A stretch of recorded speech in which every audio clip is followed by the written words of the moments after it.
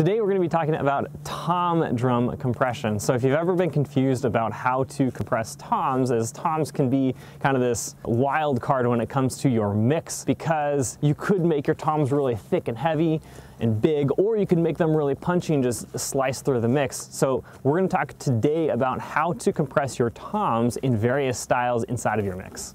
Part of this series that I'm doing, I also created two different guides for you to help you out as you're moving forward in your journey of mixing systematically. So the first one is going to be an EQ guide, which gives you all of the basic understanding of where the areas of interest when you're EQing each and every single instrument.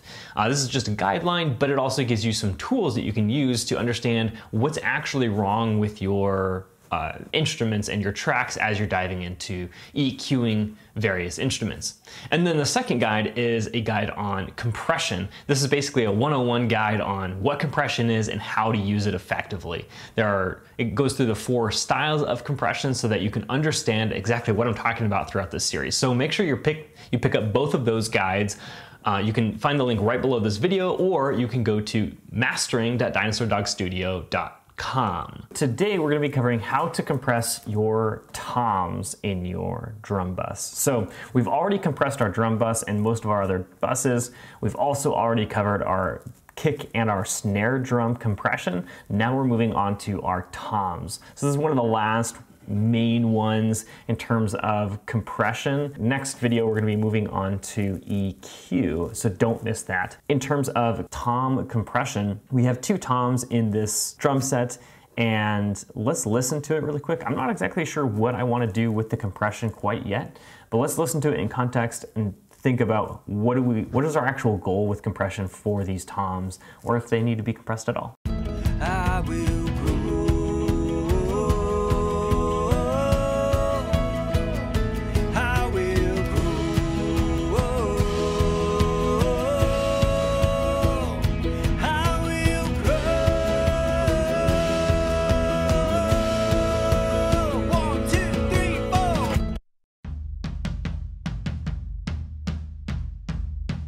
To me, I kind of want them to be more present, but I don't necessarily want them to poke out more. They're already pretty loud, and I don't want them to be really overtaking where the kick drum, we just made the kick drum more punchy. I don't want them to really steal the limelight from the kick drum.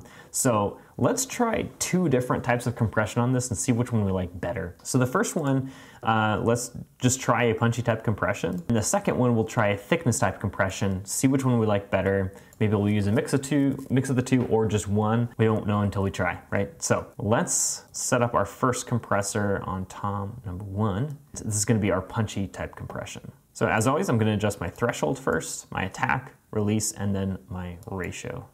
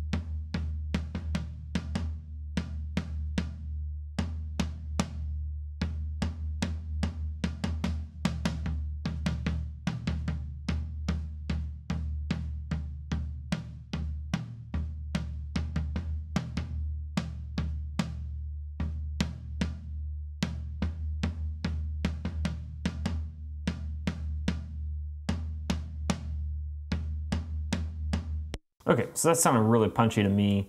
I mean, in comparison, let's gain stage this really quick. We're using the average volume and not the peak volume for punchy type compression.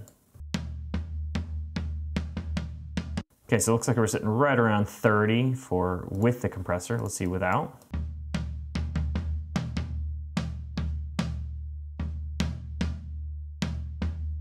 Okay, and then without it looks like it's 28, so about 1 to 2 decibels. Let's do 1.5, see how that works out.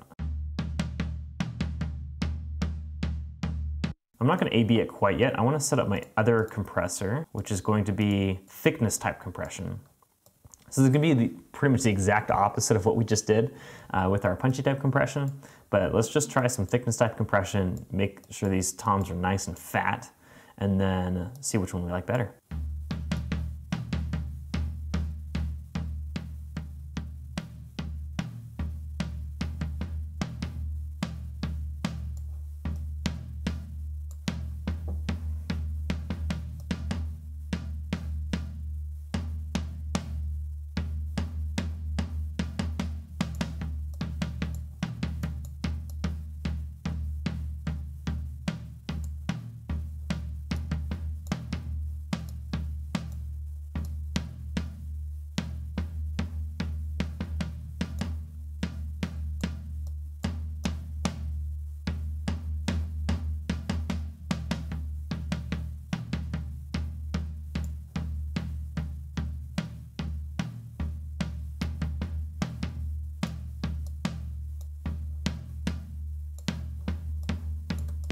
So for this one, because I'm using a thickness type compression, and now I'm actually going to use the peak volume to measure my gain staging here. So let's do without first, see where the peak's at.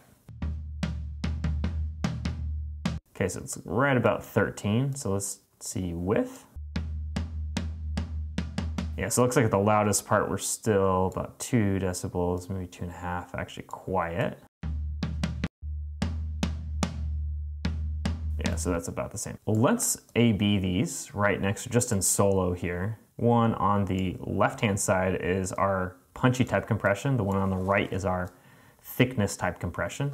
Actually, let's start with nothing, and then I'll add the punchy type compression, then the thickness type compression, and just listen to those changes as they go along.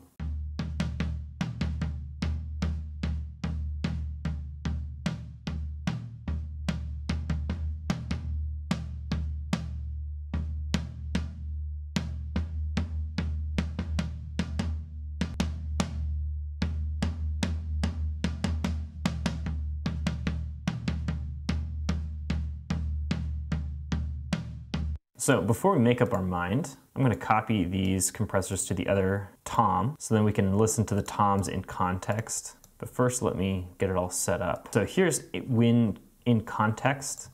The top compressor here is our punchy type compression. The second one is our thickness type compression. So let's start with nothing, and add punchy, then thick, and then we can decide what we like. I will grow.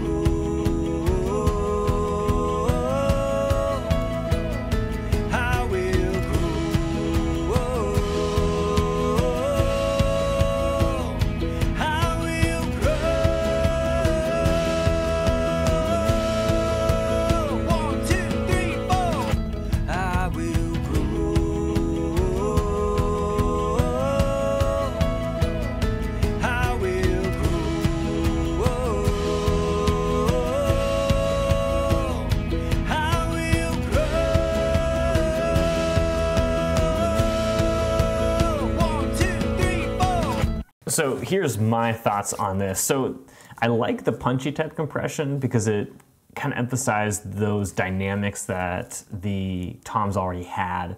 The thickness type compression makes it kind of feel like a pancake when it gets to the end because the compressor is just working so hard to compress those transients. It's just sounding a little off. But I do like the presence, the thickness, the meat that compressor brings. So what I'm actually going to do is I'm probably going to come in here and mix in just a little bit of both.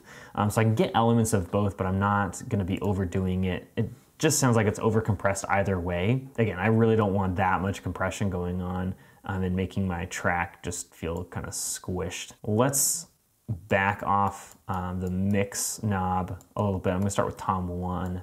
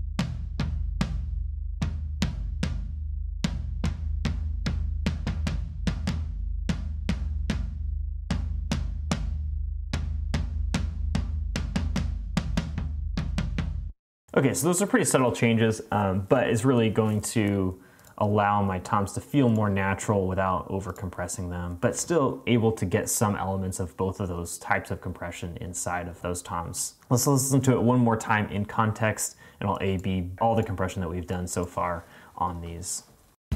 I will grow.